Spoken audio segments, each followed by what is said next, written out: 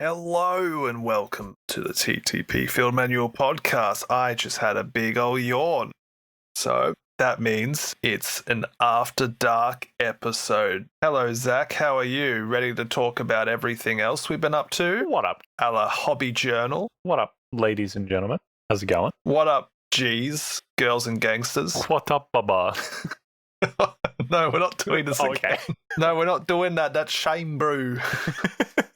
Oh, Oh, fantastic. hello. We are back doing, I suppose, hobby journal. Johnny and I began doing one, and then it just became an entire episode about what we think of 11th edition. And then he went to bed. So we didn't get to talk about all the extra stuff we've been doing, and I enjoy those episodes quite a bit. And so do all of you, it turns out. So appreciate it. Yes. Are you ready for a pretty traumatizing question this year, Zach? Lay it on me, Josh. Oh, hold on to something. Hold on to your snot rags as I ask you a question. I threw them out. How's your hobby? Pretty non-existent still. But I'm looking forward to the future because great things are on the horizon. Exodites. You know what, though? You know what? We have played games, so it's We did. It's not as bad as some of our other times I've asked that question. But what were you going to say? I am hoping to get back into the swing of building some Warhammer stuff. Not painting, because that's heresy, but building some more Warhammer stuff. I'm looking forward to that. Kit bashing some Agrodons and Void Scarred Corsair models into some makeshift Exodites. Very, very cool. Very good, sir. Yeah. I am very excited to see what you come up with. You got your sanding sticks. It's going to be A-okay. Yes, I've got my sanding sticks. The world is as it should be. What about yourself? Well, very recently I've put together a new Magic the Gathering deck and organized my binder. Is that what you mean? No, I was asking if you had sanding sticks, but tell me more about this. Oh, I do. Tell me more. No, tell me more about this magic. You've been learning card tricks? Maybe towards the maybe towards the back half of the episode I'll talk about my magic tricks. But yeah, I do also own sanding sticks of various grit. Pick a sanding stick, any sanding stick. You can start with a rough, coarse grit, and then you could slightly, smooth it out bit by bit as you get to finer and finer grits. It's great. I literally just use the green sticky stuff ones. I can't remember exactly what they're called, but you just search up sanding sticks. They're on Amazon, and they're pretty good. They come in a pack of green and grey, and they work pretty good. That's very good. I'm very happy for you. I've been meaning to build some of my backlog, but I also have this qualm where I'm thinking I do have to paint the models that I've been building, and I've given myself the excuse of, well, you can't play with unbuilt models. But the thing with that, Zach, is I've got a Combat Patrol of Adeptus Mechanicus. That's right. Via an old collecting magazine. Did you say that's rough? No, I said that's right. Oh, I thought you said that's rough. I'm like, yeah, mech, that is true. No, there's nothing wrong. How about what are they called? Harlequins? The funny buggers. Yeah, there you go. The Harlequins Combat Patrol. Haven't even finished building that one. I got them to a playable state and then was just like, that's it. That's good. Really? I will finish this later. Wait, what do you have left to build in your Harlequin? The transports, they usually have a couple of dudes on the back. Oh, okay. And so I never built the dudes because I didn't need them for the model to be functional for playing. I see what you're saying. Yep. And as well, all my troops don't have their weapons attached. Oh, okay.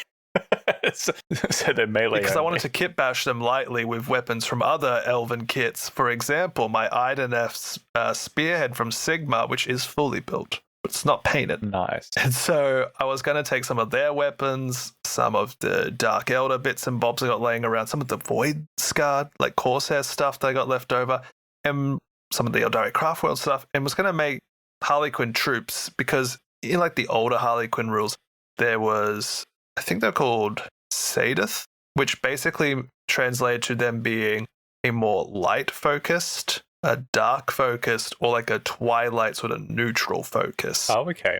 Bit more of like almost like morality, but also a bit of a like flavor to the Harlequins themselves. If they're a bit more of like a more like mature, twisted, macabre kind of troop, or if they're a bit more of that nobly, brighter, happier sort of aesthetic. That also translated to various things in the rules once upon a time. But I was like thinking, oh, what if I have, more of a regal, craft-worldy troop, and then a dark, depraved mandrake and dark elder-looking troop, Ooh, okay. But then I put together the combat patrol in a night before a game, and I never touched them again. They were playable, they just weren't completely built. I've probably done that with some of my stuff as well. Yeah. So I got some AdMech models from an old magazine.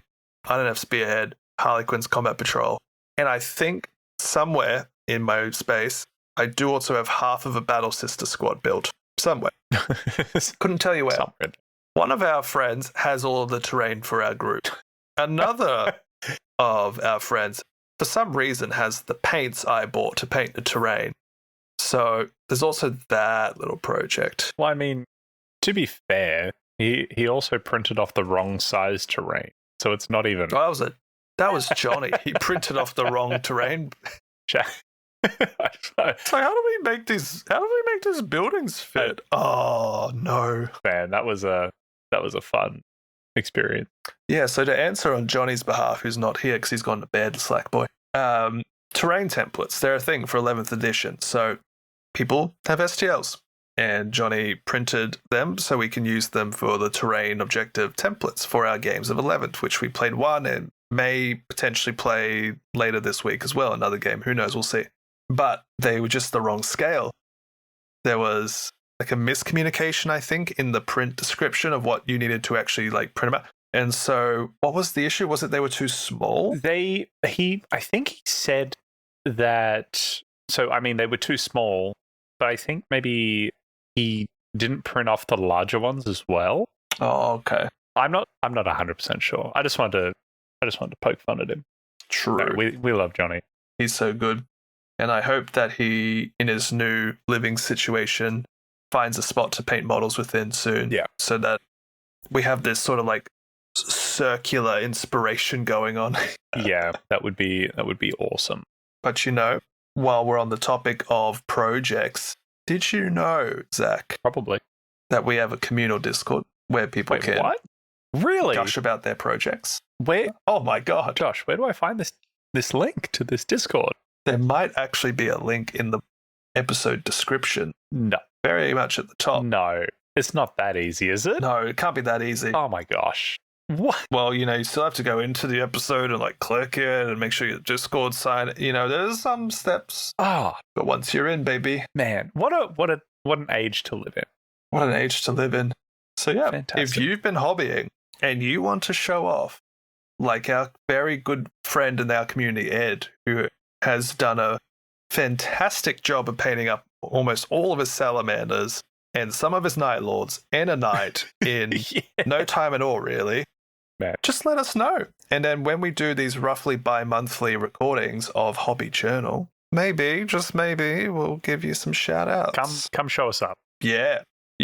I have a great excuse as the one who spent several hours editing these episodes. Not that I'm complaining. I do not. But I know that. I'm glad you said it. Yeah. Oh dear. But I would like to get my various like built projects under control, and I actually I may be ordering a very compact little efficient airbrush little set that will fit into my space and my budget quite comfortably, because I like to paint a little bit lengthier of a process, doing a lot of different things, but I love uniformity. I'm a sucker for it all looking like relatively similar. And at least my sister's army, which is half done, it actually like there's bases and rims and everything, but the other half, which I bought after I finished painting, I need an airbrush because the first half I borrowed our friend's airbrush and it looked great. Yeah. And I can't replicate that thing with manual brushing. You feel? Yes, I feel. And I also have 4,000 points of Necrons that I would rather just airbrush gold than paint gold. That's also fair. And I think you mentioned that you need an airbrush for your Eldari as well. Yeah, I want to do the Craft World Chimera style, where you basically spray top down blue and then up from like below green, or the other way around, but basically two colors blending over each other. I am not a good enough painter to wet blend with just a brush. I know it can be done. I've seen people do it, but I cannot do it. Or at least to a point where I'd be happy with, when I could just go with an airbrush. That's totally fair. With that said as well, I don't actually want to do the Craft World Chimera scheme. I just want to do that two-color gradient, but with more of a pastel tone. And so I have a fear that because the pastel colors would be a lot lighter, they might just blend like a little bit too much into a third color. That's my kind of fear. Oh, because of the... Oh, what is it that makes pastel? Is it? It's not contrast, is it? Saturation, isn't it? Saturation. Yeah, I'm not too sure, but yeah. So yeah, that makes sense. That they might just my craft was going to be the Easter Eldaris. Oh my god! Ew! Imagine a pastel yellow Eldari.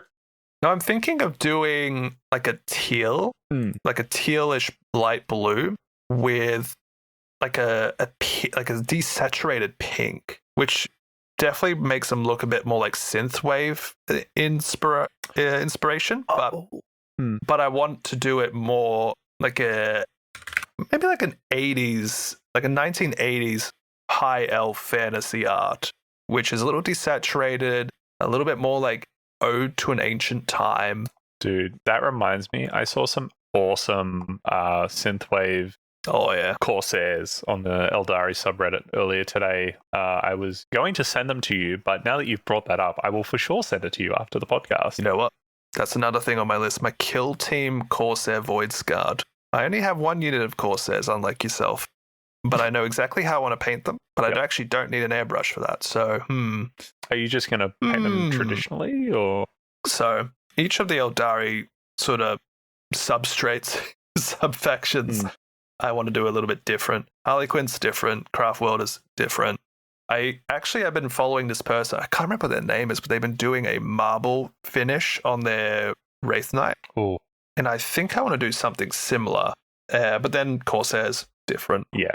No, that's fair. Oh, you just sent me the synthwave, and they actually do look really good, except those are Dire Avengers. They're all the same.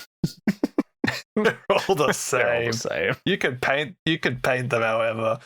My Corsairs, I want to actually paint them in the color palette of Chaos from Hades.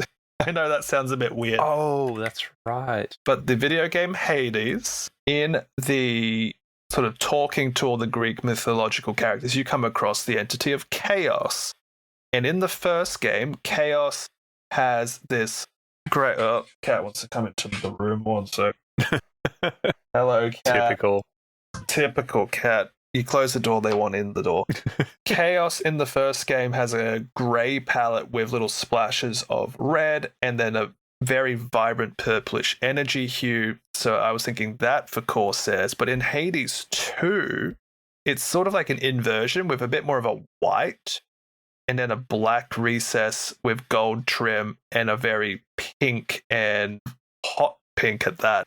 It's an energy. And I thought I would try some of my Harlequins in that aesthetic and maybe do some of the masks that they wear as like a very feminine, bright white with pink eyes. That's pretty sick. So that's sort of where I'm at. I keep thinking I should finally build my fucking Terminator box, but evidently I have too much else going on. Oh my gosh. I totally forgot about the Terminator box. It's been in the room this whole bloody year, but you know what? Been too busy doing other things, which we'll be talking about as we go on. Yes. Anything else that's been in your hobbying? I mean, I've been procrastinating on painting. I think I'm happy with the sort of color scheme that I'm going for with my desk guard, which is just like primarily purple. It's good. With like that silver trim. I really wanted to darken it down with a sort of like maybe like almost like to a graphite with like a contrast paint or a wash or something. I don't think I was really able to achieve that with what I've tried so far. And then all the like mutated greeblies, like tentacles, I'll go for like maybe that like light blue color. I think I'm pretty happy. I don't think I'll go like super duper detailed on a lot of my models, but I think I like that. Almost like the tentacles are like ethereal, if that makes sense, like ghostly. Yep. Yeah. I think I like that look. I have no idea what I'm painting my Eldari as, though. I want them to be very like pirate themed, but I don't know what colors I want to use. So, well, there is a lot of actual inspiration out there. Once upon a time, there was a lot more Corsairs that were actually given like color schemes and stuff. So much like every other faction with their dominant 5 to 6 ideas, Corsairs actually have the same thing.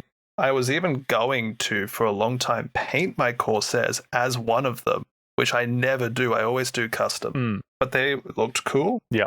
They look really sick. What's that Eldari color scheme where it's like green and bone with thorn? Green and bone with thorns. Oh, you mean Beal Tan? Yeah, Beal Tan. I'm not doing that.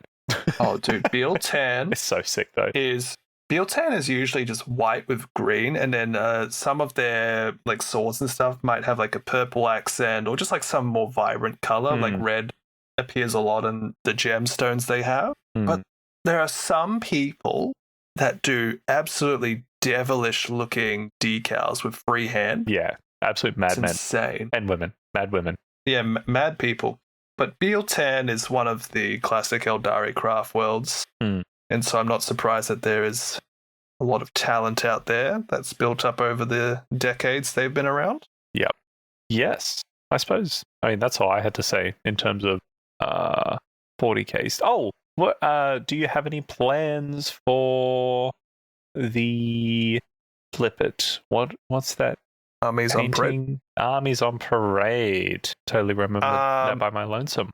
Do you have any plans for Armies on Parade? Did. I'm thinking of just submitting in a small force, and if anything, it'll probably be my IDNF Spearhead if I actually get around to them, because what I want to do with them involves a lot of the brand Turbo Dork and their color shifting paints. Oh. I did a test model with full color shifting paints, and it did not turn out as well as I imagined, but some of it did.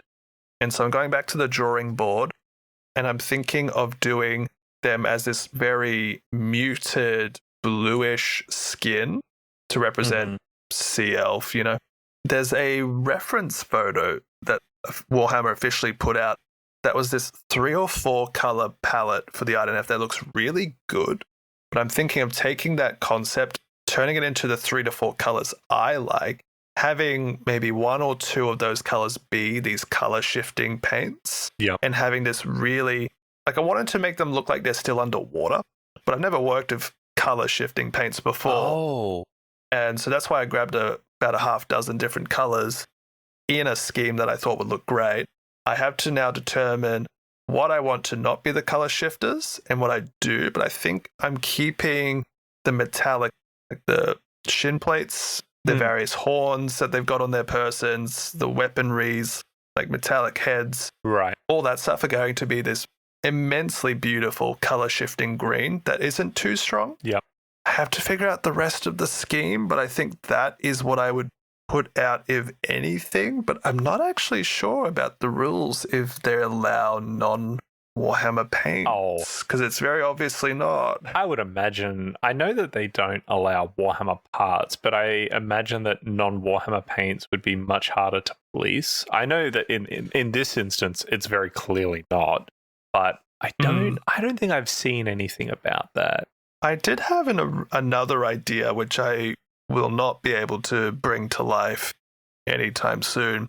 But last year I did do Armies on Parade with Sisters, but I basically took until the night before it was due to finish 1,000 points. But then when actually taking it to the competition for everyone to vote on, I saw there was a second category, terrain on Parade. And I was immediately given this flashback to the Alien vs. Predator film, with the Predator saying on the pyramid or the ziggurat and all the aliens are coming up. Yep. I thought about getting a Seraphon like Realm Shaper engine. Oh, yep. Putting that into this sort of volcanic landscape with like corkboard and all that stuff, and making like a painted lava stream. Mm-hmm. And then having a squad of the Flying Sisters of Battle, the Seraphim and Zephyrim, on flight stands descending down the ziggurat, and the ones with like spears and stuff, like ramming it through like Chaos Cultists. Oh, that's pretty cool.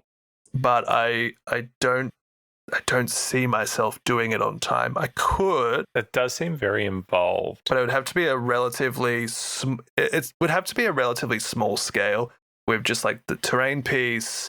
I mean, you could maybe print one to save a bit of bucks. Chaos Cult squad, and then like a girl squad. But to do what I actually want to do, I think I'd want to do a lot of like reposing and manipulation of the models, and it would just be a lot of effort I don't have. Yeah. I was also a little demotivated by the last Armies on Parade for kind of a funny reason. Oh, okay.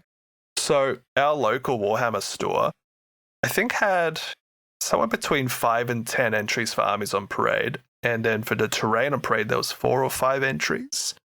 And I would later learn that everyone who wasn't in the top 3 got basically a participation award. Yeah. Like a good job for doing it, you know? Now, it's not that I wanted to be in the top 3, but I was the only entrant to not receive an award. Now, I would later learn that this was something that was not meant to occur, and that everyone was supposed to get one of those, like, hey, good job, thanks for giving it a go award. Yeah. But I remember just being so like, well, fuck this then. And that's pretty brutal. Yeah. To not even receive like a participation award. Like Johnny did. I think he came second. He did really well with his Thousand Suns. And then he's like, how do you feel you did? I was like, well, I feel like I did good. I know I didn't have like a flashy like dragon army or big Primarch or anything like that. But man, I didn't even get an award. He's like, oh, you didn't get an award? Everyone got an award. I'm like, I didn't get an award. He's like, you were meant to get an award. I'm like, oh. But for like few hours, I was just feeling really down inside. That's pretty brutal. I think I do remember that. Yeah, that's crazy. Yeah, so, you know, wasn't that I was bad or anything like that, or received no votes or anything like that. It was just like I had the sour taste in my mouth just from being, I guess, forgotten about, and the only one who didn't have any like in-store recognition. Not that I like was doing it to like win anything. I was like, well, screw me, I guess. Well, no, yeah, exactly, right. But like if everyone else is receiving it, then kind of a bit of a fuck you, I suppose. Yeah, but with that said, it was a really good excuse to actually put paint to model. It was, I think, the only project that I've completed in its entirety from like start to finish of the vision that I had for it. Like I did I'm really proud of the basing I did for it, with like getting actual like little sticks and like coating them in PVA and like putting them in the diorama as like burnt logs and stuff like that, because my headcanon is that my sisters are from a volcanic land. Mm-hmm. And so I made these like volcanic like miniature rivers through the bases with dust and burnt details. Like I'm really proud of it. They look really good. Every time I put them on the board, I'm like, fuck yeah, look at that. I did that. Yeah. And so having the excuse to do it might be worth doing it again. So off to the sea I go. Well, speaking of off to the sea, I did just double check. As far as I can tell, you can use non-Warhammer paints. Very good. There is nothing against that. So I just wanted to throw that in there. So off to the sea you go. Off to the sea I go.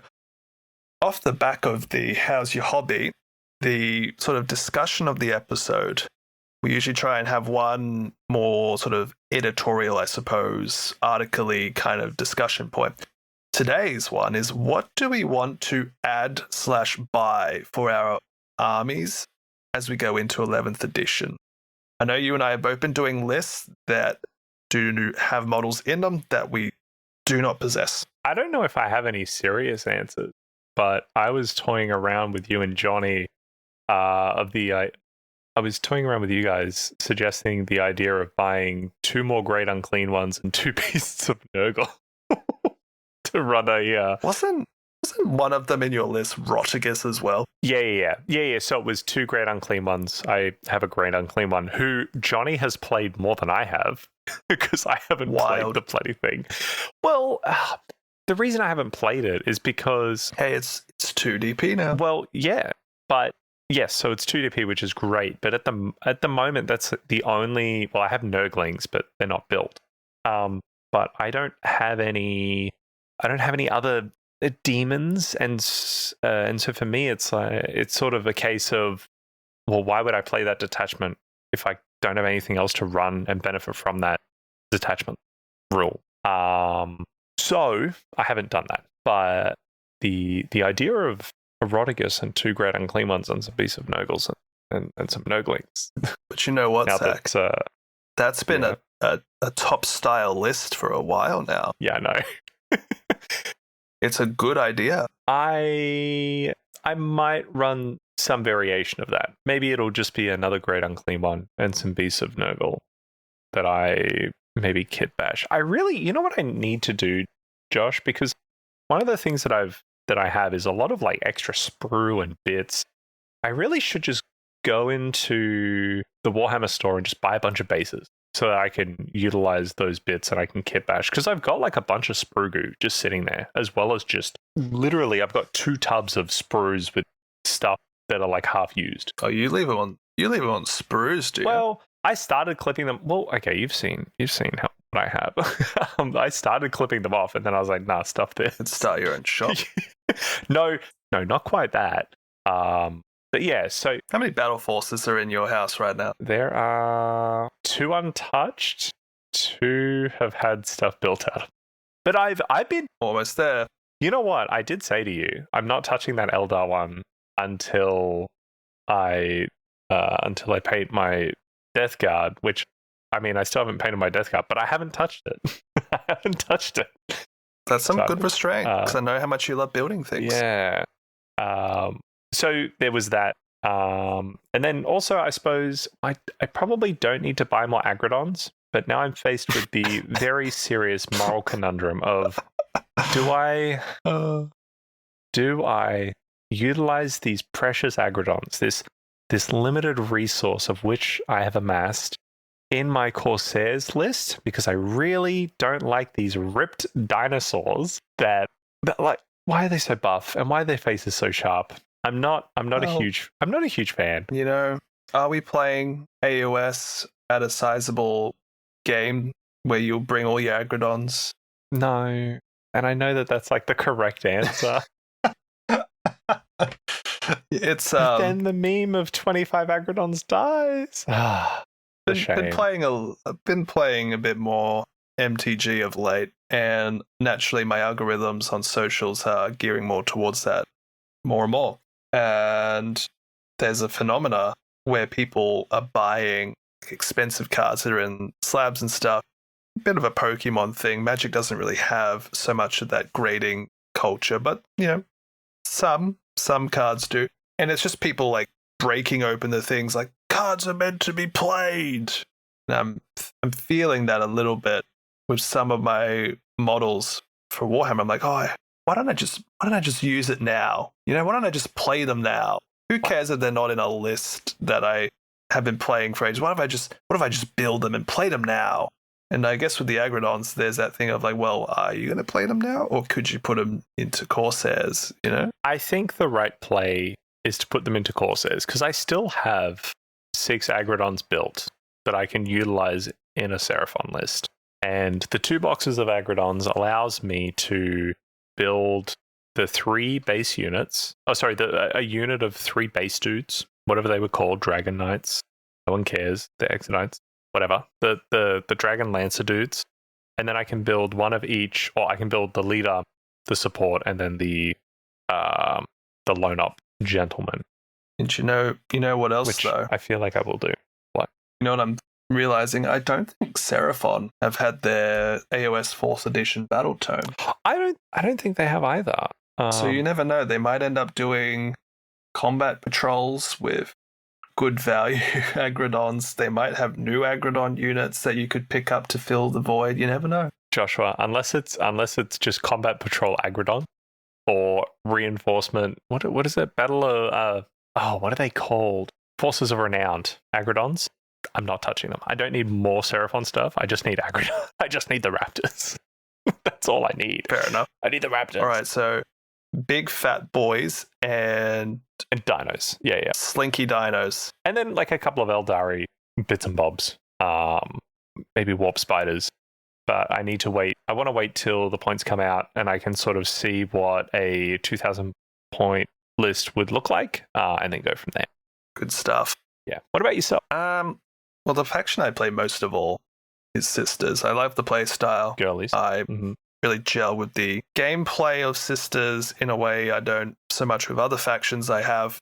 With Sisters, though, I think I'm knocking around the 3K collection margin anyway, and so I don't think I should buy more models. With that said, however, the only unit that I actually really, really, really love that I do not have are Zephyrum. I have Seraphim per a Monopose Combat Patrol. They are the shoot and scoot version of the Flying Girlies. The Zephyrum are basically First Company veteran versions of that with more ornate armor, banners, fiery torches, swords.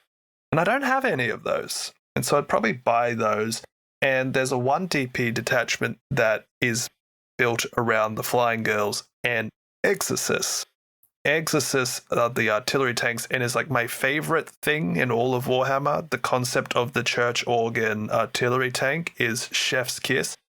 Little known fact, the organ, like the pipe organ, is like one of my most favorite instruments ever for just how it sounds.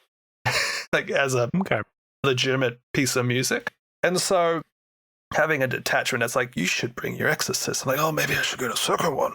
So there's this funny idea I have with last year for my birthday, I received from the lads Triumph of St. Cathy. I was thinking Triumph of St. Cathy with Fly Girls, with Exorcists. Could be fun. Ooh. Could be a fun little list.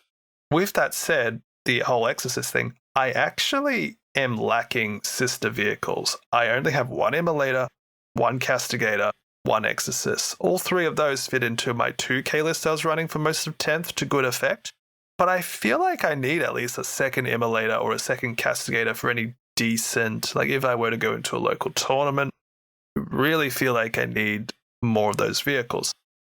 Other than that, I think there's not much else for my Sororitas, like a shopping list. Looking at Eldari, I talked about it in our 11th edition review episode, what my going list is, which is approximately half of it as Harley Quinns, a little bit of it as Corsairs, and a little bit of it as vehicles.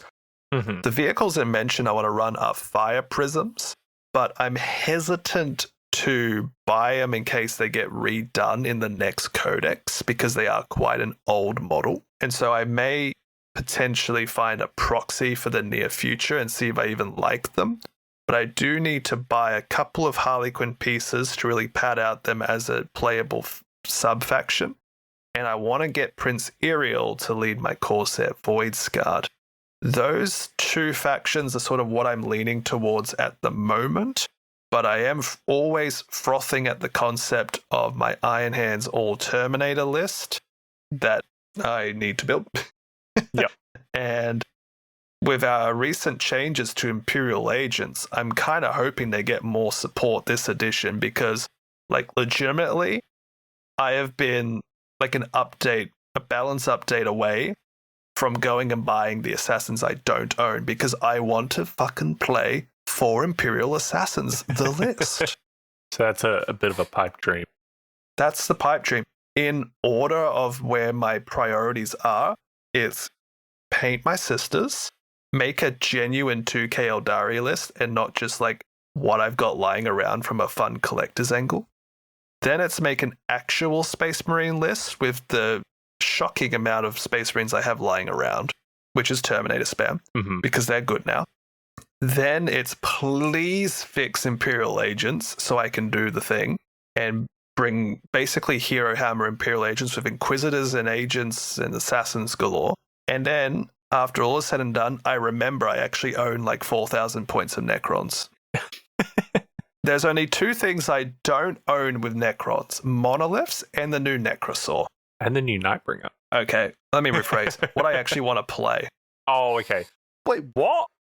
The Nightbringer is so cool. I've proxied him before, and he works wonderfully, but it doesn't really fit into the playstyle I want to do. Oh, okay.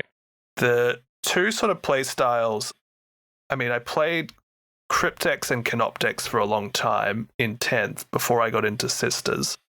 They're fun, but a little bit more of a skew. You have to go into that playstyle quite hard. Yeah. At the moment, I'm really leaning towards Destroyer Cults with the Necrosaur Armentar Curse Legion end of 10th detachment with a 1DP battle line sort of taken hold, sort of sub-theme. That's been really getting me going. And one thing that I've always wanted to build in Necrons that I just didn't feel like it had enough juice for in 10th was Nobles plus Monolith. Right now, you can do a 2DP Obeisance Phalanx with a 1DP Pharaon's Armory to get extra movement for your Titanic units, which are monoliths. I have kit bashed every Necron's Legends character and have played Necron character Lichguard spam lists, but it wasn't that good. But that's what I want to do. So if I was going shopping, I would be buying maybe a little bit more Lichguard, maybe a monolith, probably Necrosaur Armentar, and then I could probably play 2, maybe 3 distinct archetypes at 2K. Woo! Monolith is expensive. Yeah, dude. You could also just get a tissue box and paint it black with green lines. Yeah, you could. You could make the questionable looking flap where the tissues come out be the Eternity Gate, and you could have a Necron warrior like hanging out of that. Yep. There you go. Oh, that'd be a fun little kit bash. April Fools. Oh Thing wait, to it's do. August soon, not April. That's the shopping list.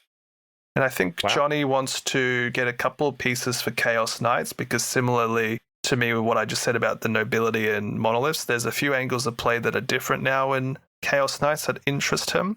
He has a proxy Tau army that he might consider doing for realsies. And Chaos Marines, if anything, I think he would possibly go into Iron Warriors is what he's been talking about. Yeah, that seems to fit him quite well. He loves running them Vindicators. It's kind of funny how sort of test match of 11th, I played his Chaos Knights against his Chaos Marines. He played the Marines, I played the Knights, and he one-shot a War Dog with a Vindicator, and he was so conflicted. Yeah. Anyway, that's the what we want to add and buy. Anything pop back into your mind, sir? I don't think so. Anything else on the mind? Anything else on the nog? No. I mean, Death Guard's pretty set. I think I'll have to double check now that the points updates have come through for Space Marines. I'll have to double check that all my Salamanders still fit into a list. I know that my points were low enough to like add another character. So I should be fine. I should have enough buffer there for that to still be a 2K list without rejigging a bunch of stuff. And you know what? You could probably shop at Joshy's cupboard of Space Marines too and find something. Oh, that's right. Yeah, you've got a bunch of Terminators. No, I don't want that many Terminators. Damn it! Where'd they go? I mean, I've got a couple of Terminators from my from the Ultimate Collect box that I got, the Ultimate Start box. Oh, you've got the the ranged version of Terminators. Yeah.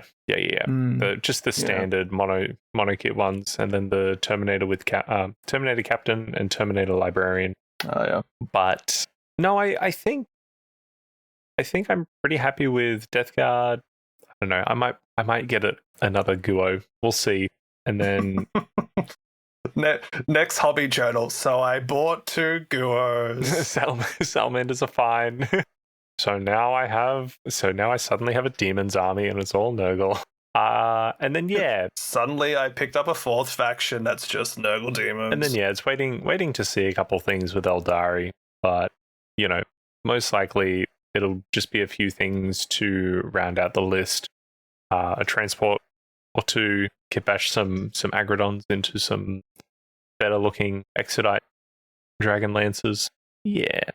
Yeah. Yeah. Heck yeah. Well, you ready for part 3 of the episode? What? Going beyond the hobby. Going beyond the hobby. Going beyond the hobby. What other hobbies have you been hobbying beyond this hobby? I've got a half-built Lego set next to me. That's what I've been doing last weekend. I actually been waiting for you to be back on so I could ask you if you have favorite Lego sets. Oh my god. Joshua, sit back and relax. Okay. Have you seen my house, brother? Do you legitimately, do you want to know like my favorite Lego set that I built in recent times that's kind of retired? Well, not kind of retired, that is retired. Like what you're going to have to reframe the question because I've got too many answers. All right. Recent favorites, all-time favorites, favorite themes. What I mean, take your pick. I'm sure you have answers for all the questions. So my favorite themes are like the non-IP stuff. I don't mind a little bit of not Star Wars. So yeah, don't like Star Wars. I've got the Pirates of the Caribbean Black Pearl that I'm like halfway through building. Josh yanked me away from it. And so I hope everyone's appreciative that I've stopped. No, I'm kidding. So send Zach a message that you're proud of him. The sort of like redo of the classic themes. So Lego's gone back and done like a bit of a redo on pirates, space, and castle. Absolute chef's kiss. I am a huge fan of that sort of stuff. Yep. I love a lot of the creator stuff because it feels like the value of what you get is nice. Those sets are intended for creative play where you can go ahead or creative building, where you can sort of go ahead and build lots of different stuff from those sets. The pieces are a little more generalist versus specialized. So I'm a big fan of that sort of stuff. If I was to say my favorite, I also have like a bunch of the Rivendell and Barad-dûr Lord of the Rings sets. Ooh. Because those are completely gorgeous. If I was to say my favorite one is probably Pirates of Barracuda Bay. That's now retired. It is such a really cool pirate set where you build the pirate ship as a shipwreck, but you can also convert it to just have it as the ship. So it gives you like a bunch of pieces to build the ship proper. Which is really cool. Unfortunately, that set's no longer around. Oh, it's this. Yeah, dude. That set gives me the biggest boner. This was like an OG Pirates. I remember. Yes. My when I was a young lad, I remember in amongst all of my mum and like her siblings, ancient box of Lego from when they were kids that was living in grandma's house. There was a couple of like OG Lego catalogs and things of that nature. And so I actually would like flick through constantly these classic catalogs and little magazines from like the 80s of Lego. Yeah. And I remember this. Are you looking at the 2022 version? Yeah. Yeah. Okay, good. Yeah. I mean, obviously it might be a little different, but like that aesthetic. Yeah, no, 100%. It's a modernized version of that, sort of more intended for giant children like myself. And yeah, so that's big man baby. That set really was probably the first like big set that I've collected in recent times, and it's oh man, the ideas theme is insane. It is insane. I will say I got Lego Soundwave, and I was a little disappointed.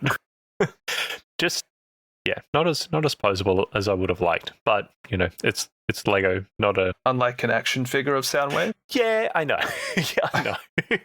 I know. It's just like his joints are super heavy and stuff, so he's just not. Anyway, I love a heavy joint. It's still my favorite Transformer, so he's pretty sick. But yeah, man, watching Bumblebee in the cinema and then they have actual Soundwave's vocoder voice did something to me. Oh, that would have been sick. Decepticons, engage. I'm not even... Obviously with a bit more dubstep going over the top of that. Yeah. Oh man, I still haven't seen that one. Bumblebee. Yeah. All the what was the cartoon one that they came out with? Was it not One. Transformers Prime? Oh, Transformers 1. That was it. You know what? I have Bumblebee on Blu-ray. I'm going to come over after this and we'll watch it. No, we're not. I'm going to bed. Transformers 1's on Netflix at the moment, actually. Oh, is it? Oh, cool. Mm. I should give that a watch. I was talking to someone the other day, actually, who's a big Transformers fan as well. There's a whole several of us out there.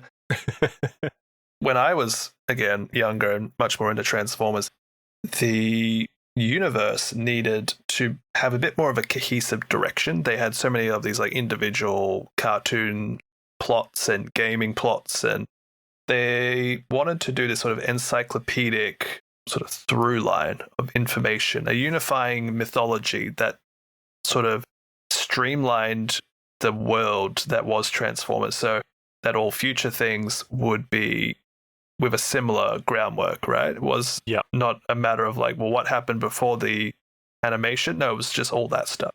That book was like you might have it too, probably. The sort of origin of the primes, the 13 primes, and how they all came to be and were seeded by Primus and what they did and how they grew up or betrayed each other or what they went off to go and do.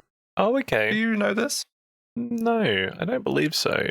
It was like a YA lore tome, and it's actually like on my wall right now in the original case that it came in, which was the Autobots insignia in like the hard plastic, and you can actually like open up the components of the insignia to reveal the book inside, like the Matrix in the chest. Oh, that's cool. No, I definitely don't have that. But Transformers 1 is like set around it. Oh, okay. And so when I went to the cinema with like the two other kids that were in there, they're all just like, oh, Megatron. And I'm just there like, oh my God, it's Alpha Trion in the 13. Hey, it's Amalgamus Prime. Oh my God, it's Soulless Prime. So you knew everyone. Yeah. You knew the to the point where I almost went to the nerd stores. I was looking at the Transformer figurines, which I hadn't done in a while, looking to see if they had the figures because they were doing the 13 as figures. I wanted to get my like favorite ones from like the way back when story, but the one I wanted the most was kind of shit looking. Oh, okay. But they had a Metroplex from the Transformers Cybertron animation that I watched endlessly when I was like 10. And they had a redone version. Because you know how they're doing, is it Legends? Transformers Legends? Transformers Beyond Universe? Something like that. But they're basically reboxing old action figures for the now with a better quality. Oh, okay. And so I got him. He's looking up. I'm looking up at him. He's looking down at me. He's humongous. Okay. Anyway, that's Transformers 1. You know, speaking of... I'll send you a photo. But yeah, speaking of Transformers action figures, have you seen, in JB Hi-Fi is the only place I've seen them so far. It's like a Best Buy. I think it's Australia's version of Best Buy. Everyone, there you go. They have these crossover action figures of Masters of the Universe and Transformers. I almost bought you one of them, but I was like, I don't know what one to get him. I thought the Starscream one was like probably like one of the better looking ones, but I was like, I don't know what one he would want. Dude, Masters of the Universe, it's crazy how that's come back, because I remember being super young at grandma's house playing with my uncle's old Masters of the Universe action figures. He had Castle Grayskull and He-Man, Skeletor, Battle Cat, like all of the old like 1980s stuff that I would be playing with as a kid. And even back then I was thinking, wow, this is some really dorky like universe of things. And then when they went into pre-production for the movie, like I knew they were going to do it, but the actor who did He-Man, Nicholas Gallatin, anyway, he's known for some like rom-com stuff. and got super buff for the role. Oh, yeah. And my girlfriend loves him in the various things he's in. And when it was announced he was playing He-Man, she asked me, "Do you know much about Masters of the Universe?" And I was not ready for my not at all dorky, nerdy girlfriend to have Masters of the Universe come out of her mouth. It wasn't a phrase that you were aware she was going to be saying. Yeah. That's funny. I was like, "Babe, you know how Marvel Comics is really nerdy?" "Yeah." "This is like way more." By the way, he looks sick, the image you sent me. What one did you say it was? Oh, yeah. Metroplex. Metroplex. But you know what? Is he a... I loved Metroplex in like the Generations 1 kind of stuff, the big city transformer. I completely forgot that the Metroplex I was looking at was the Transformers like Energon animation trilogy version. Mm. It's just so ingrained in my childhood that I didn't realize I was looking at the animation one that I grew up on and not the like historic city one. This guy's just like a really big excavator. Yeah. Because I was going to say, is he like, I don't know what they're called exactly, but is he one of the ones that sort of combines? No, he's not a combiner. He's, do you know the Headmasters? No. So Generations 1, like the 1980, like original Transformers, by the like third and fourth seasons, like years into it, they started doing some real wacky stuff and basically had a couple of city-sized Transformers that had like really small Transformers basically be the, I guess, like operator of the city, and then could then trigger the transformation if need be, usually when like a nearby one transformed and came over for a big battle. Yeah, okay. At around about the same time, there are also the Headmasters that were like people that kind of anamorphed into the heads of Transformers, and there was like this human Transformer symbiogy. Anyway, the city Transformers. Metroplex went up against Scorponok. Oh, okay. Do you know Scorponok? Is that the same Scorponok from the movie? No, dude. Original Scorponok, like in animation, was like a city Transformer. Oh, okay. He's not. And then Scorponok in... Oh, he is. Yes, I am aware of the this. live action stuff was just little bitty boy Scorpion in the desert. Yes, I do recall this Scorponok. Yeah. He was, they're almost like bases. Yeah, they are. In fact, the original toys for them actually were of a size where the really small Transformers could like drive in and out of them and like be parked on them. Yeah. Which is quite fun. And then I think it was High Moon Studios is what they were called when they did the War for Cybertron and Fall for Cybertron games. They put Metroplex in it. Oh, okay. And so that got a lot of him like back into the, I guess, the zeitgeist. Okay. Anyway, wow, what a Transformers segue. What a Transformers segue. Oh dear. Damn. Showing our true colors. I think you were showing your true colors, my friend. True. Not kidding. To contribute to the Lego thing, though, when I was a youngster, not that I'm old, but when I was younger, I went mad on the space stuff. Like I had more or less all of the like Mars mission, Exoforce kind of stuff. Oh my gosh. Yep. Yeah. Now, and Bionicles, as we mentioned in our Warframe episode. If you haven't listened to that, apparently it's good, so go listen. We mentioned how I like knew all the Bionicle lore, and for years and years I had basically every release of Bionicles. They're still in my house somewhere in a box. Very cool. My brother was also really into Bionicles, but more like when I kind of stopped being into it, he was getting a lot more into it because I had all these figures he could play with. And then he got a lot of towards the end of their storyline and sets, all that stuff. So between him and me, we got like most everything. Nice. And then nowadays, I just want the nice modular buildings to put on a shelf. Oh, the museum, the shopping street, the Tudor corner. The museum's really nice. I do like that one. I just can't justify the space. It's one of the reasons. Have you seen the new Minas Tirith set? Oh yeah. Like I just don't have anywhere I would be able to put it. So like that, and I'm not that worried about it. I've got Rivendell, I've got Barad-dûr. I'm happy with those. So are you a big Lord of the Rings fan? not really. I've been meaning to go back and rewatch them. I would love to do that, but I just haven't had the time. I've just been too busy not doing anything of great significance. So oh dear. Well, Lord of the Rings is kind of coming into my sort of attention span again because of Magic the Gathering. Oh. The Universes Beyond stuff.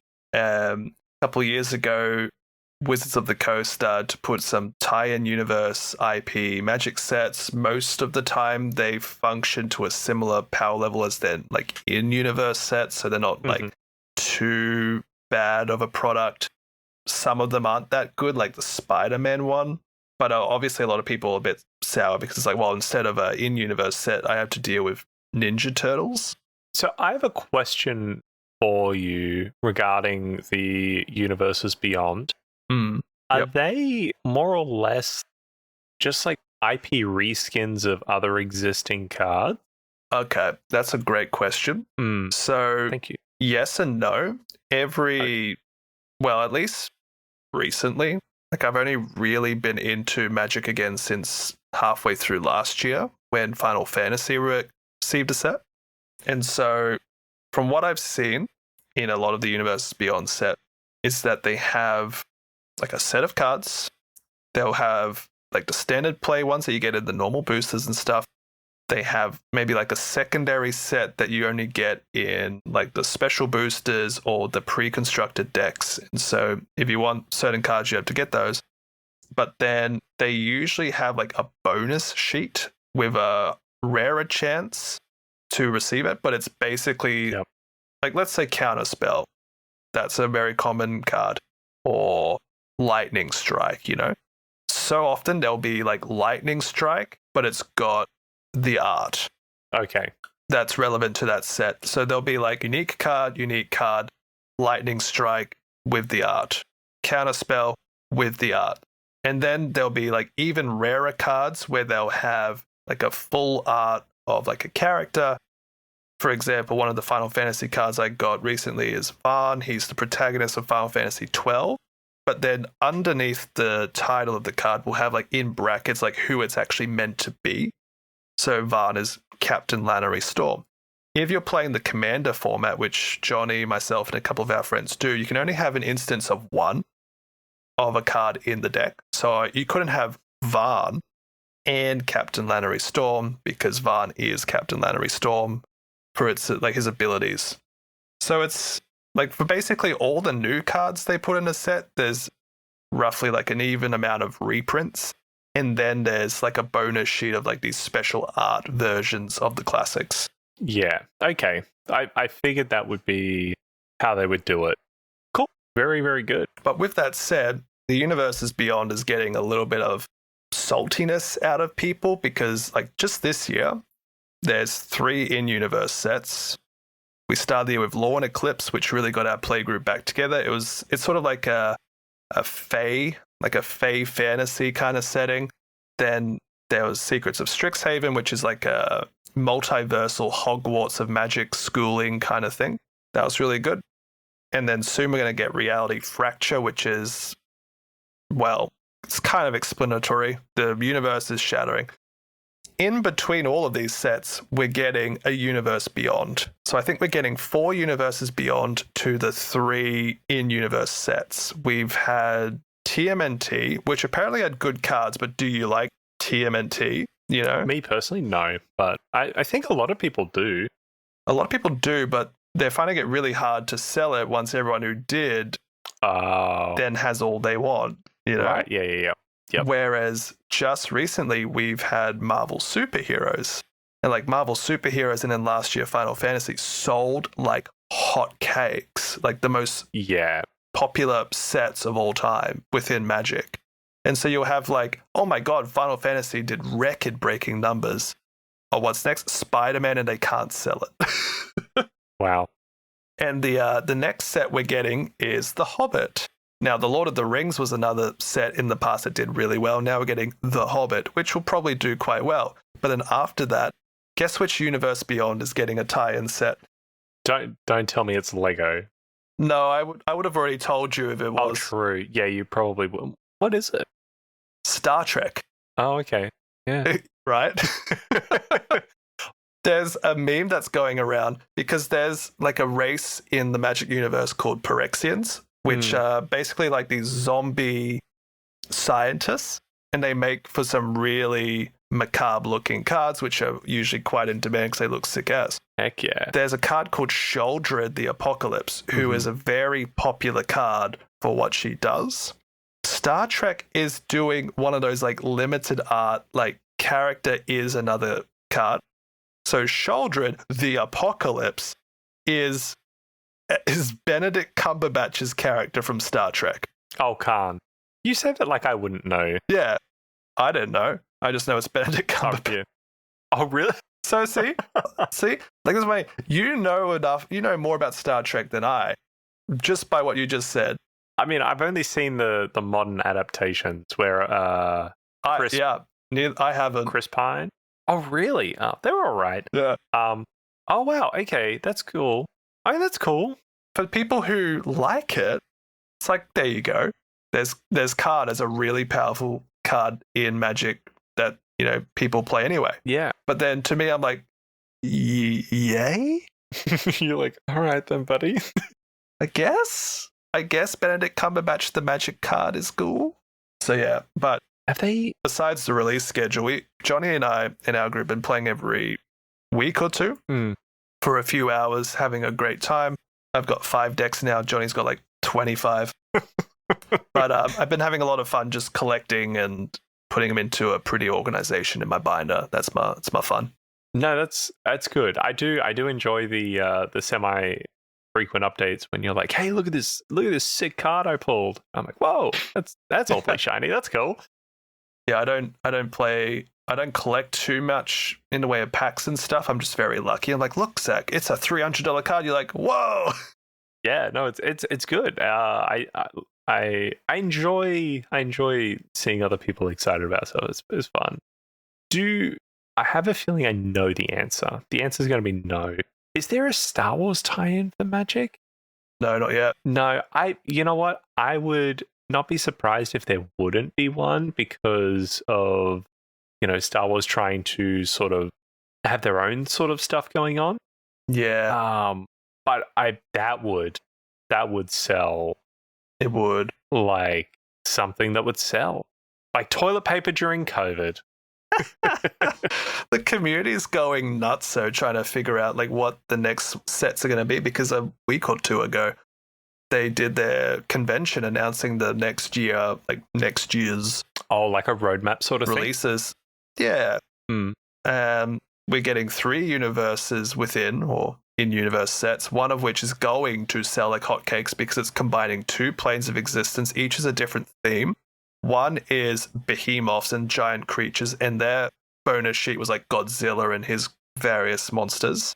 Oh, heck yeah. But that was like the theme of that set, was just this humongous behemoths and like, I guess, barbarians trying to fight them. And then a second set, which is Kamigawa, which is basically cyberpunky Neo-Japan. And so they're smashing them together because of the reality fracture. And so it's basically Pacific Rim in Magic. Oh, that's kind of cool. With the Neo-Japan big mechs fighting the reality-breaching kaijus. Heck yeah. And that's really cool, but besides that and the other 2 in-universe sets, they've announced they're going to do like 4 universes beyond, and everyone's like, no, but what are they actually? Yeah. So it's kind of reaching a point of oversaturation. I guess if there was 2 or 3 like really well thought out ones, I don't think people would mind too much. Like again, Marvel sold well, Final Fantasy still selling well. Final Fantasy is what drew me back to even looking at Magic in the first place. Yeah. Yeah, one of our sort of pod friends, my good friend as well, he's got a binder of just Marvel cards now from the set that just came out because he loves Marvel that much. his bookshelf at his house is just Marvel's comics. He's got Stan Lee tattooed on his body. Absolute nerd. So, like, there's something for everyone. Oh, yeah.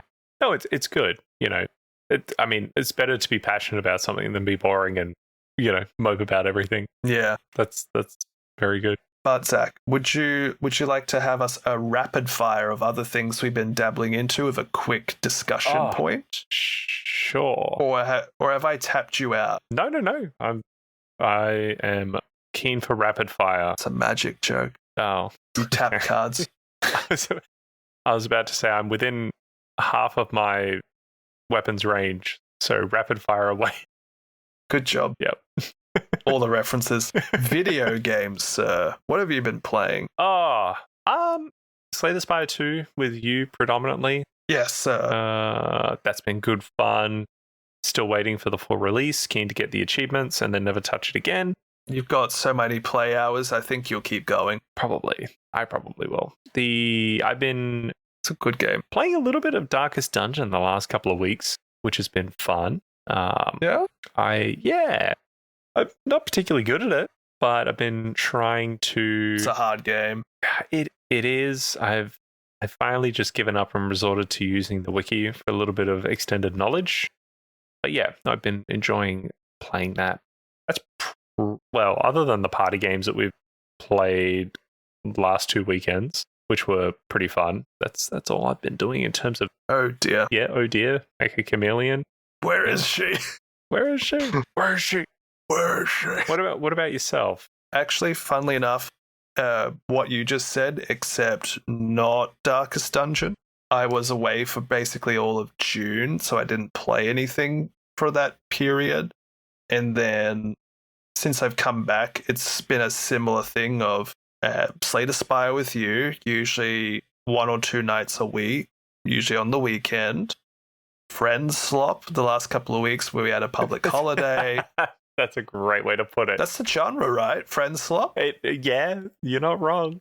It's the slang term for those sort of streamer games. Oh dear, Mecha Chameleon. Yep.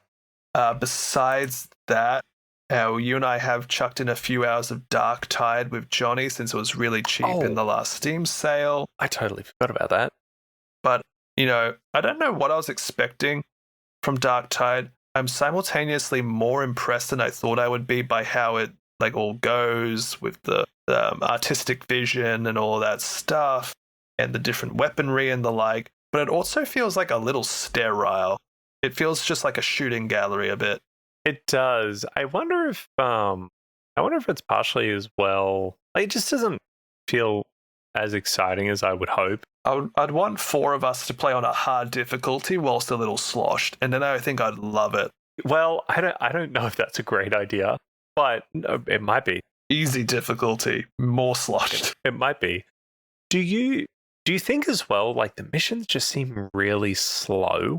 I also think really repetitive, and if you're not really sure what you're meant to be doing, enemies just respawn endlessly in a way that feels really immersion breaking. If you're hauling ass from elevator to elevator, room to room, doing something, sure, they should be there. But the other night we were in a mission and it didn't explain what you had to do. And it was just elites after elites after elites for 10 minutes. Because we were waiting for the mission to progress and it didn't. And then we figured out we had to do something. I think we're only 5-ish missions in. So we're not a huge way through the game. But yeah, it's not a bad game. It's just not quite biting like I would like it to. Yeah. Yeah. Besides that, though, I played a couple of the recent updates for Warframe just to be up to date with the main story content and sort of see what, there is out there now. And I'm very pleased with what I'm looking at, but I've also, I think, hit that content saturation for a while in terms of grinding out stuff. I think I've done enough in recent months for now. At the end of the year, we're getting a pretty major update. I'll probably jump back in then. But all the old piece and Jade Shadow stuff was really fun, and I enjoyed my time with it quite a lot. Very keen to go to the Tau system and see what all the sentients are up to, though.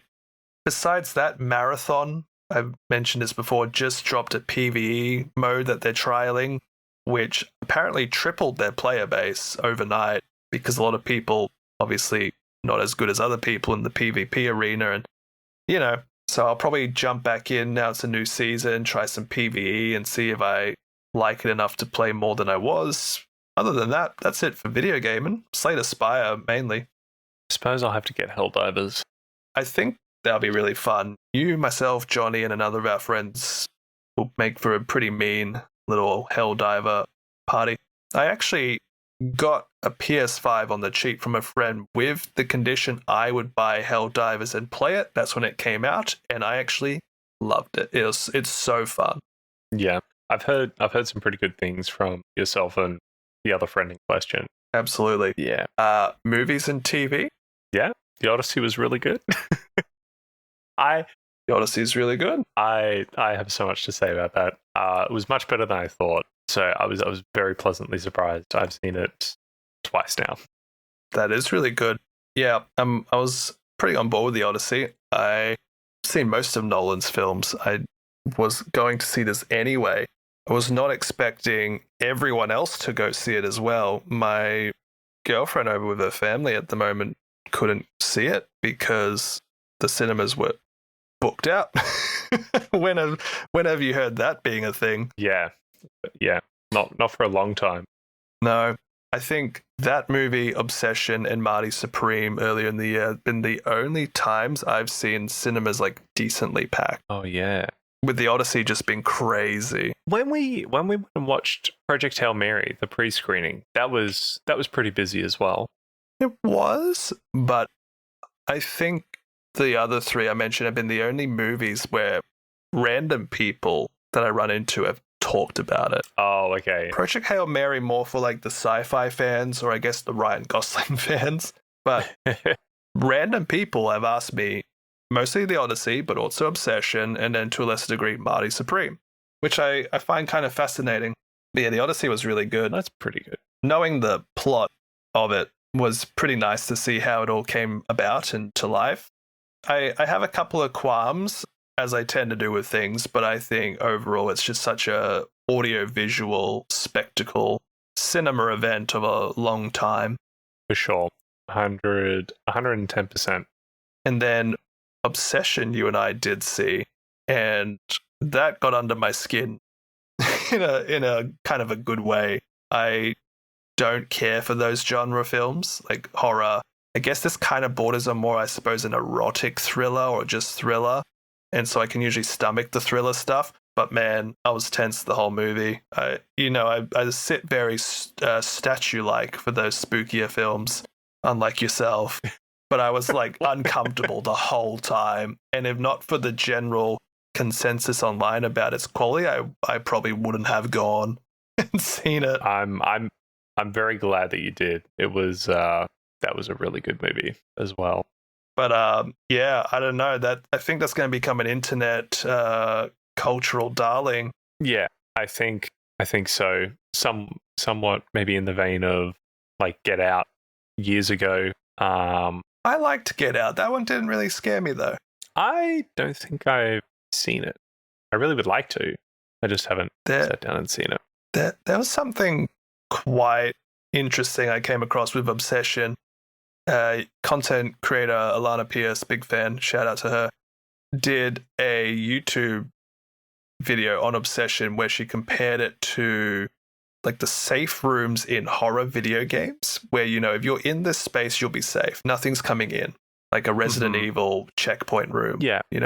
But she equated that concept to, in Obsession, when Bear is with Nikki, the movie's safe. It's comfortable. I mean, you expect her to freak out, but like nothing too over the top is going to happen. It's when Bear is not with Nikki that shit is happening like out of the perspective of the camera, which I found like a really interesting take. Okay. Yeah. And I think that's what made the movie so uncomfortable, is that a lot of the horror movies is like, bam, jump scare, bam, graphic scene, bam, spooky demon or whatever. This was like back of the neck, hairs sticking up, kind of spooky. Like, what the heck are we gonna get into next? it felt What's happening next? it felt almost more unsettling, like very, very unsettling than scary, and like very eerie. And I felt like because I think it did have like a couple of jump scares. They did not feel cheap. There were. They didn't feel undeserved like a lot of other horror movies that include them endlessly. There was one that did really jump scare me, but I put that down to how freaking loud the audio trigger for it was. Like, it was so physically discomforting from a volume perspective that I was like, I don't know if you leant over to me or I leant over to you, but I was like, this would be half as scary if it was quiet. I think that was probably something you said. Yeah. But yeah, otherwise, really solid stuff. Begonia's still king. Oh man, things you just don't expect, you know? Obsession, you expect to be spooked. Odyssey, you expect something epic and sprawling. I don't know what to expect from Begonia.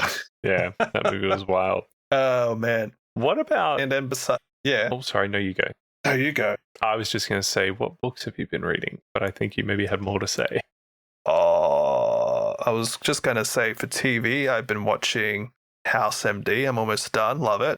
I haven't watched a show this long in a long time.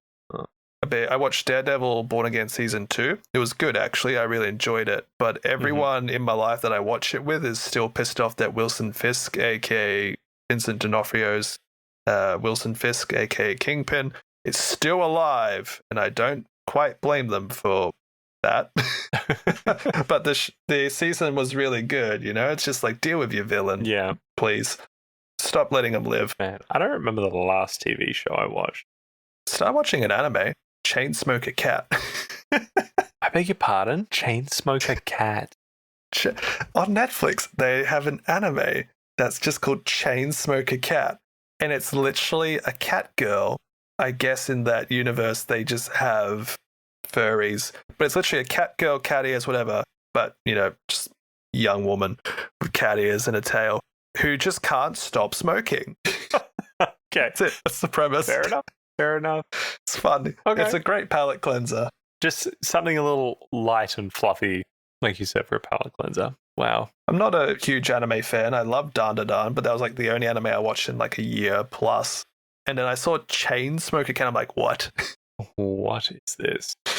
What is this? I think maybe the last show I watched was The Boys. I was watching that with a family member. And I think we got up to season 4. This is before the latest season had come out. We just haven't resumed it yet. Yeah, I mean, I enjoyed it. That's good. Yeah, it was good. I watched the first couple seasons and I was like, not for me. I appreciate it. I appreciate its almost satirical and a little bit more real-worldy implication of superpowers. But overall, I found like a bit more of the shock value stuff just kept going. Right. Like it got more shock value-y. But I might watch it at some point. I can get that. Yeah. I mean, I'm a big fan of that. So I know. But really gets you. Yeah. I can see what you're saying. Yeah, there is a lot of stuff in that where you're like, why did you choose to put this in here? This is just obscene and unnecessary. But to answer your question on what books I've been reading, I think I mentioned in like the recent book club covering Hovercar Racer and Stasia's Ruin that while I was away, I read a couple of the Fourth Wing novels. I read Ashes of the Imperium, which is one of the new Horus Heresy, the Scouring stuff. That was good. The Fourth Wing stuff's interesting, you know?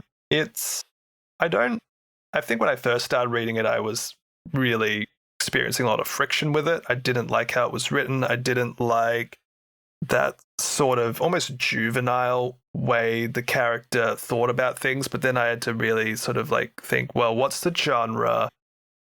Got to realize that this is a POV first person perspective from this, you know, scared, relatively horny, adrenaline spiked girl. Yeah. And then after, it sounds kind of funny, but after her and the romance interest finally like got together, I then liked the book because then they focused more on world building. And not that I found it particularly top tier world building. Like it was there, it contextualized the narrative in a much more enjoyable way for me anyway. And everyone's like, well, what about the romance? I'm like, it's fine, but they're a little bit toxic and, have a lot of miscommunication, and I don't really care for it. I'm not going to read the third one anytime soon, I think, but I can see why people like it so much. It's a very easy read, and having nearly 4 million pings on Goodreads, I can see why a lot of these sort of romantasy books are getting popularity. People are reading again because some of these books are so accessible. Like I was up beyond midnight page turning. I'm like, man, this is easy to read stuff. Wow, what's going to happen next? Oh my God, that person just died. Whoa. It's that compulsion to continue reading it or watching it. Yeah. You just can't help yourself. The second book is like 800 pages long. I read it in like 10 days. Brother, what? I was on holiday and I was with a Kindle, so I could just go tap next, tap next, tap next instead of having to lug a big book around. But yeah. Wowee. And then there's a couple other things I've started reading, but not very far. The book I've been reading at bedtime is The Left Hand of Darkness by Ursula K. Le Guin, a sci-fi classic from literally the 60s or 1959 or something. And it's often cited as one of the top greatest sci-fi books of all time. And so, yeah, sure, read it. And I'm only about a third into it at the moment. And it's really interesting because it's written, obviously, from like a different generation of writers. And it's from like a style of writing before a couple of writers who've done memoirs in classes like Brando Sando and Stephen King. They say this thing that stuck with me, which is, modern writers were raised on television.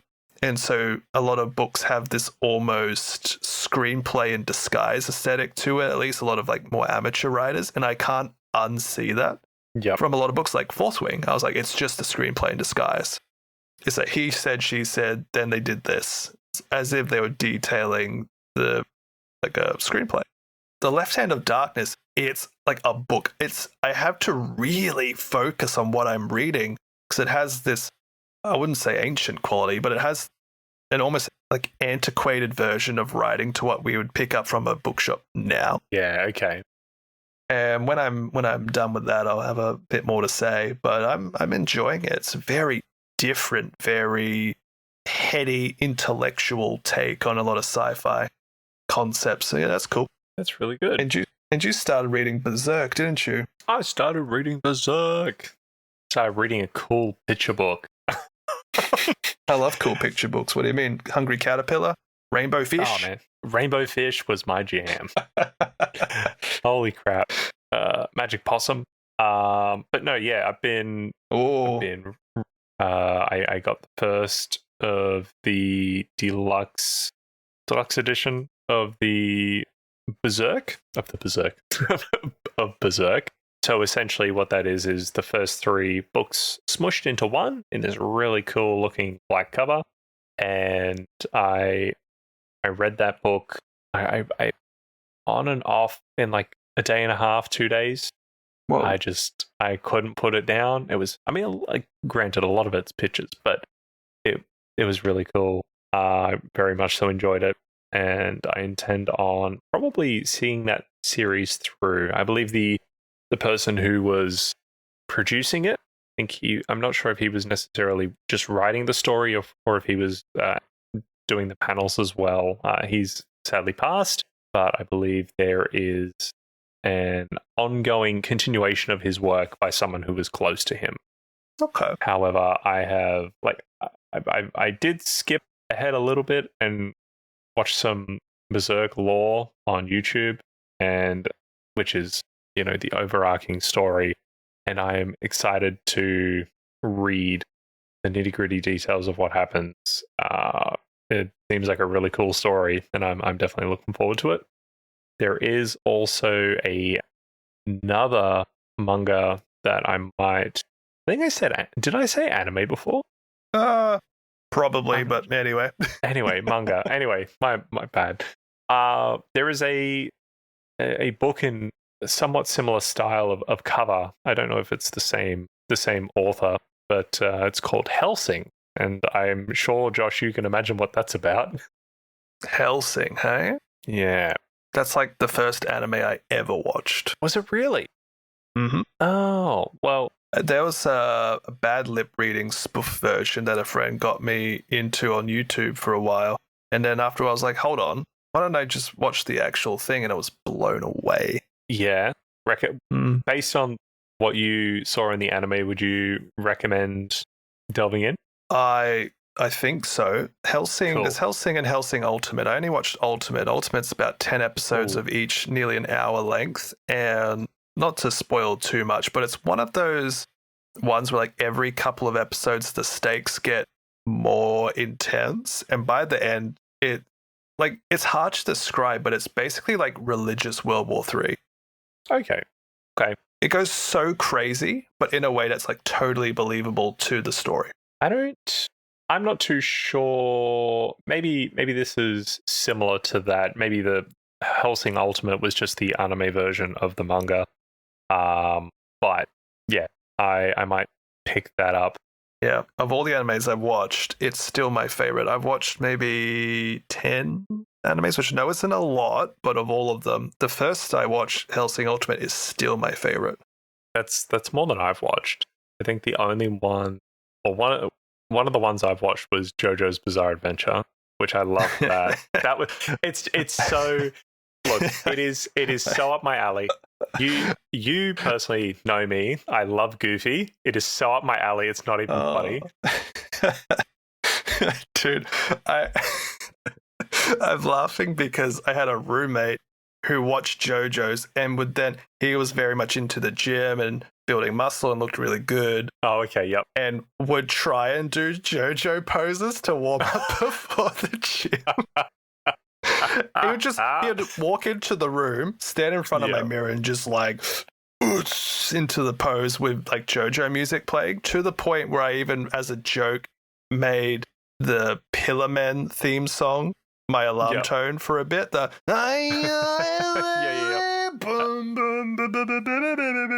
That's fantastic. Just to fuck with him, but I actually am down for it. Yeah, that's really funny. It's also a joke going back to Emperor's text-to-speech device, where it's 40k but like shit actually. Satirical, goofy, whatever. Yeah. And there's a bunch of custodians that got really bored with just standing around the palace all day, so they got kind of loony and became like these ripped like lingerie men dudes. And every time they pop on screen, it's that Pillar Men song. Yep. Okay. Yeah. Yeah. Anyway. That's so good. Anyway. Yeah, so that's what I've been, because I couldn't find any graphic novels that were up my alley. So I was like, fuck it then. I guess I'll read manga, even though I didn't really. I was sort of trying to like stay away from it. I wanted to not delve into that. Pure. There's nothing wrong with like reading manga, but I felt like it was the cop out choice, if that makes sense. There's so much, I was bound to find something that I enjoyed, right? Oh, the thing about manga is if you want to get physical stuff, which I do, the series is always so long. Yeah. And I only have so much hobby budget. Yeah. Well, fortunately, there's only, at the moment, the 14 books of Berserk Deluxe Edition. And they're only $80 each. So it's only like... So here's... Did we want to call it here? Because I can close it out with a conundrum. That's over $1,000. What? Oh, is it? $80. Oh, I think when I was looking, it was on special for like 70. Anyway, viewers, listeners, thank you for listening. Down below, let me know. 2 Guos and 2 Beasts of Nurgles, or the Berserk collection. Your vote matters. All right. So you do that. 2 Guos or Berserk. What's mine? What's the next thing I do? Paint my models or read the 3rd, 4th Wing book? Or we become epic rap battles of history. One winner. You decide. Oh, man. In the first corner. Unpainted Warhammer in the other corner. Romantasy, go. Hey, we're both pretty shit hobbies. Makes us antisocial dweebs. Ugh.